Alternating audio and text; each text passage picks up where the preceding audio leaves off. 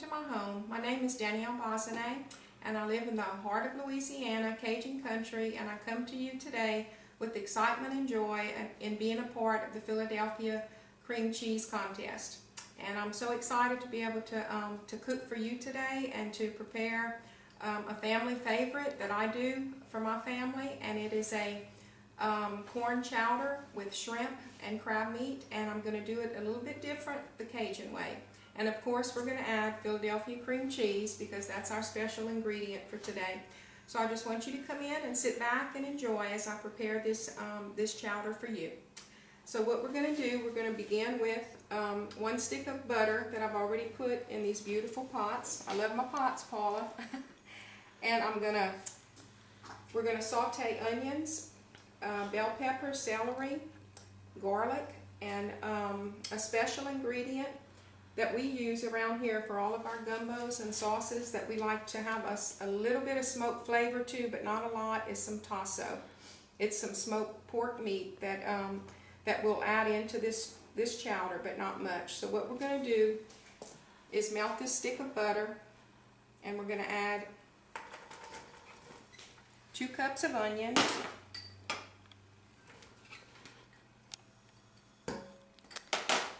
1 cup of bell pepper, 1/2 cup of celery, and we're going to let that cook in the pot until the vegetables become clear or soft before we add the other ingredients. As I do this, I think about my mom and how I was in her feet growing up, always wanting to cook and always wanting to bake. And everybody loved her cooking and enjoyed her cooking, and I'm excited that I can stand here today and cook because I know my mom taught me well. And I know that I'm handing that down to my children, to one of my daughters who really loves to cook, and I have a grandson who is enjoying cooking too. So I'm just excited to be here today. It's a gorgeous day here in Louisiana. We're excited with the spring weather because we've had a harsh winter and we're not used to that cold and the snow down in this area of Louisiana. So we're excited. It's a beautiful spring day. So I'm just going to let this cook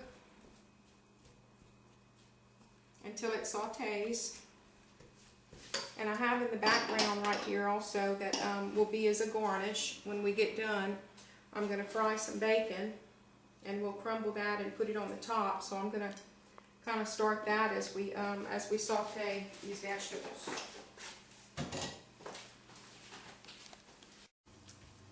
Okay, we're back here, and I'm sauteing my onion and bell pepper and celery in the butter. I'm going to try to turn it so you can see in because it's a pretty deep pot.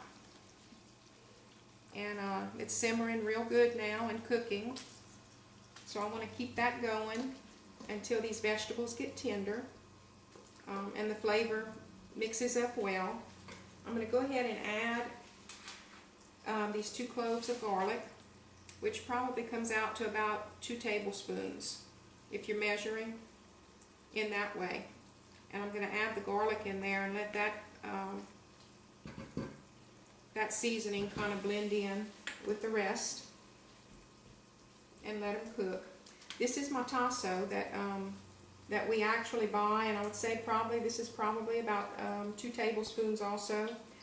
We have a place here in our town that actually has a smokehouse, and they actually smoke sausage and tasso and a lot of other Cajun meats that we like to cook around here quite a bit. So I'm adding probably about 2 tablespoons of tasso, and it's finely chopped. And I'm going to add that into my vegetables while they're cooking. And again, it's not a lot. It's chopped very fine, and you just want a little bit of that smoked flavor, but you don't want it to overpower the seafood. Okay, we've been sauteing for probably about 10 minutes now, and it's getting there good, getting close, just about ready. And while this continues to cook down a little bit more, I've been frying down my bacon because this is going to be a garnish that we'll use at the end to be able to put on top of the chowder. This chowder could be used for many different ways. It's great, and I'm doing it as a side dish today. To be able to add a fried shrimp or oyster po' boy with this would be a wonderful dish that we enjoy eating here.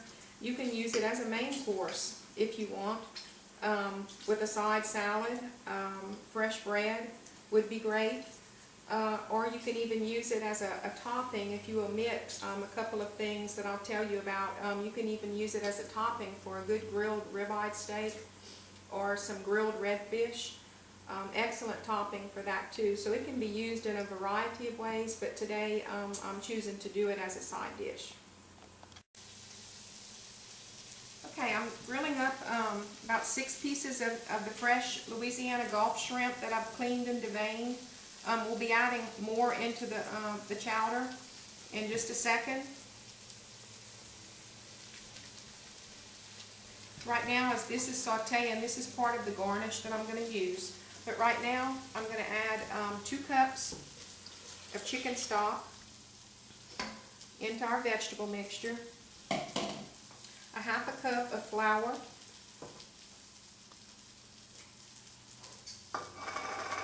and we're going to mix that in there good. You can see it's cooking down good. We're adding 3 cups of cream style corn. I've defrosted it. I like to use the tubes of frozen cream style corn. We've just added 3 cups into that. I'm going to add 2 cups of half and half. Oh, it's looking good.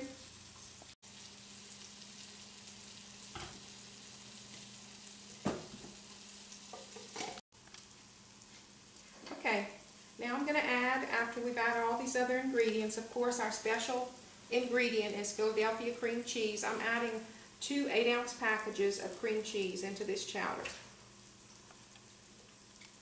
Now if you want to reduce the ingredients, if this is too big of a dish for you, you can always reduce the amount by half. This probably serve about 8 people. We're going to let the cream cheese melt. And then our seasonings, again, I'm going to put in what we're used to having, but please add your seasoning according to your taste buds. We like a lot of seasoning here, so I'm adding some salt.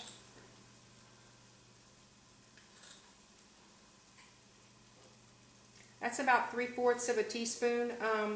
You can taste and see how that is for your taste buds. I'm going to add probably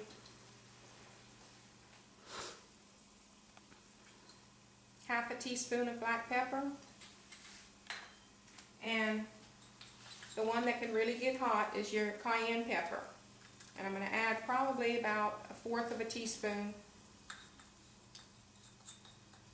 of cayenne pepper, which is in my little container.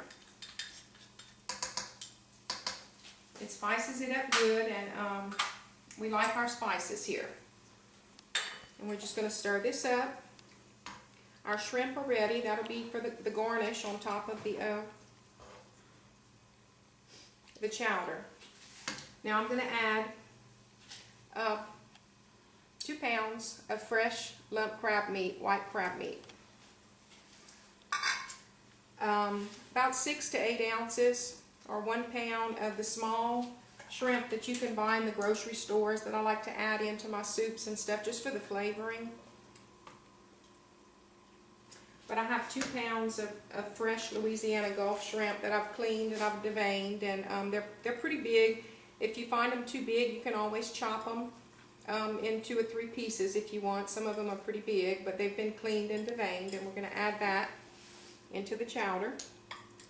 And all of this is going to cook for about 30 minutes, just on low heat till it all blends and the shrimp cooks and all the seasonings blend together, and then we'll serve it onto our dish. Okay, chowder is ready. We're going to dish it in, and I'm going to garnish it with my sauteed shrimp and my bacon and my chives. This is my Cajun seafood chowder, and this is what makes me a real woman of Philadelphia.